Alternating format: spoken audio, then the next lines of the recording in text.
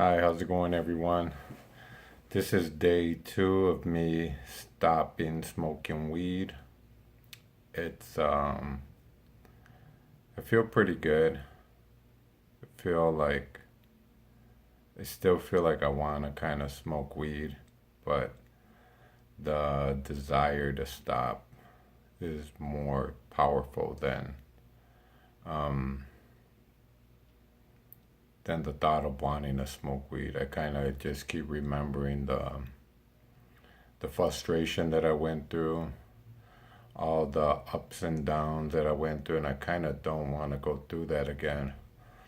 And not to mention the how I had to go through the relapse, the way I relapsed, right before I sobered up, yesterday. I had went like 5 days without smoking weed, and I had to go through like withdrawals. And then when I smoked again, I kind of like I didn't understand why I was smoking, why I would want that feeling while I was high. I was it's just it like what it did was just cloud everything up for me. And I noticed that I had like access to like the executive function of my brain, the one that thinks long term and makes decisions and that's thinking about the future. I noticed when I wasn't getting high, not that I didn't get high for a long time, but I mean, throughout the 30 years of my life, I did get high, except there was maybe, 1 or 2 days or 3 days that I would be sober. But I noticed that I was straight up and like just acting like an animal, and there was no way for me to like access the executive function of my brain that was thinking about my goals and thinking more long term. But I noticed after those 5 days of being sober, it did come back. I was able to think about what my mission in life was, what I'm trying to do, like to stop smoking weed and all that. And it felt pretty good to see that that part of me was still accessible even without smoking weed, because I truly believed that that part of my brain could only be accessed when I smoke weed. Like I couldn't think like strategically about my life or planning my life out. But then I noticed it was just because I was getting high. Like when I would get high, yes, I can see the bigger picture. I can see like if I don't study sales, if I don't eat right, if if I don't do certain things, learn certain things, that it was going to affect my life in the future, big time. And as soon as I would like run out of weed and I was going sober, like that feeling wasn't there anymore. I would just go into animal mode. I couldn't access that part of my brain. But then I realized that it's just because, yeah, you're coming off the drug and you're kind of in an emotional state where your body just wants the drug again. And it's going to be angry and it's not going to let you think right. You're just going to be acting like, like an animal. It's just going to be the physical and the emotional, and you're not going to be able to think with your logical brain. But it's all like kind of just a trick. So you can go back to smoking weed. So kind of be aware that it will come back to you will be able to access that part of your brain. Like I said, it's just I've been getting high for 30 years. I really don't have like a way of thinking that's natural. It's always been the drugs making the decision for the last 30 years. So it's kind of like hard for me to actually start thinking that way. I have to actually consciously do it, like look at my goals, look at what my purpose is, and remember why I'm doing that stuff. Where I felt with the marijuana, as soon as I'd smoke, it was like just automatic. Like the thoughts would just come. I didn't even have to try to think about it. But now that I'm thinking about it, it's kind of like a quick fix.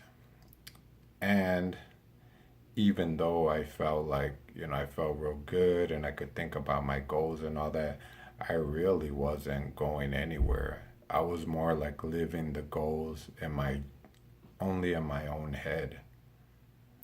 So, that's the kind of lesson that I want you to get out of this, that you will be able to think clearly and think logically if you stay clean long enough. Like I said, this is barely day two, and I'm still kind of like, I still kind of think all right. The only thing is that it's kind of like I have to force it. I have to do it on purpose. It's not gonna automatically happen like with the drug. Like as soon as you smoke, you feel happy and you're all you're alert and everything. And that's for some people. I don't know. I'm a functional addict. I would like smoke to go to work and to and to work out and to do certain things. And when I wasn't smoking, I actually did not want to do none of that stuff. I still would, but I wouldn't enjoy it as much. Where now I notice I'm enjoying it even without the drug. So there is light at the end of the tunnel, and there is the grass is greener on the other side, no matter what you hear. It really is. It's just the addiction that's trying to convince you that it's not possible, just so you can go back. But don't do it because, like I said, you will come out the other side okay. It feels like it's a struggle and it feels like it's going to be hard, but just look at how hard it's been, how hard the struggle's been all this time, just smoking weed and being without it, or getting into trouble or whatever it is. I mean, that's worse than actually just going back and smoking again. Because the thing is, when you go back and you smoke again, you're going to go through the same process all over again. And you're going to have to, like, you're going to want to recover. And you will go through relapse. And then you'll feel good for like 1 or 2 days. And then you'll want to smoke again. And then after you smoke, you'll feel bad and you'll want to recover again. And it's just like a cycle, and it's still the cycle of addiction. You're still like getting high no matter what. So the main thing is to not do that. Just don't smoke, just for today. That's what I learned from Narcotic Anonymous, was just for today, don't smoke.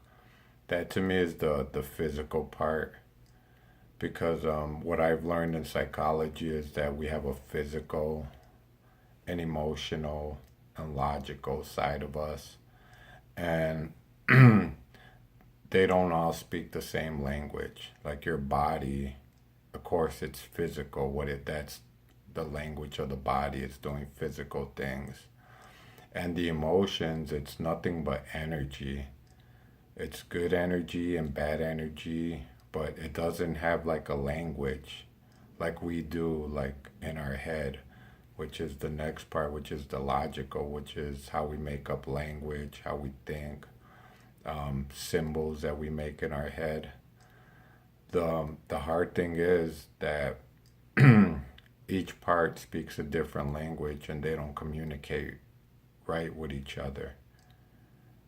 And it's not like a different language like Spanish and English.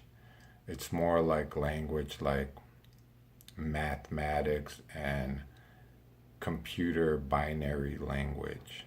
It's two totally like different things.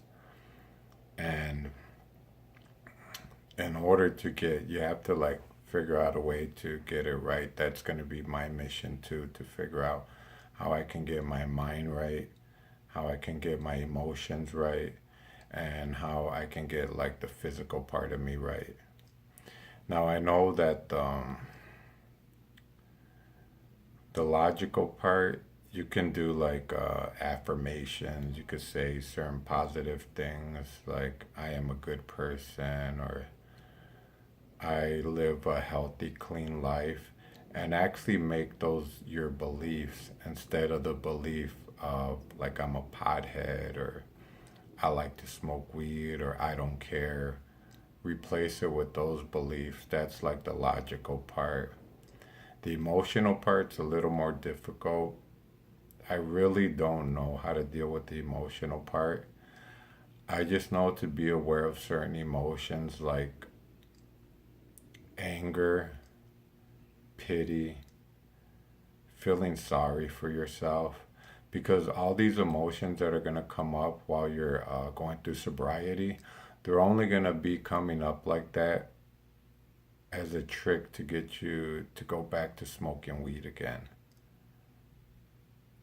That's really what's going on. It's not that you really feel bad or you're really angry. It's really you're feeling those negative emotions because a part of you that is out of your control, the addicted part, just wants to smoke again and it knows it can get that quick fix. But don't forget, if you smoke again, right after you calm down, you're going to go through the same thing again. You're going to feel bad again. You're going to feel guilty. You're going to feel angry, and the cycle's never going to end. So, kind of keep that in mind. And as far as the physical, like, just don't go to the spot. Just don't go to the trap house, to the drug house, and don't go where there's weed. Just don't do it.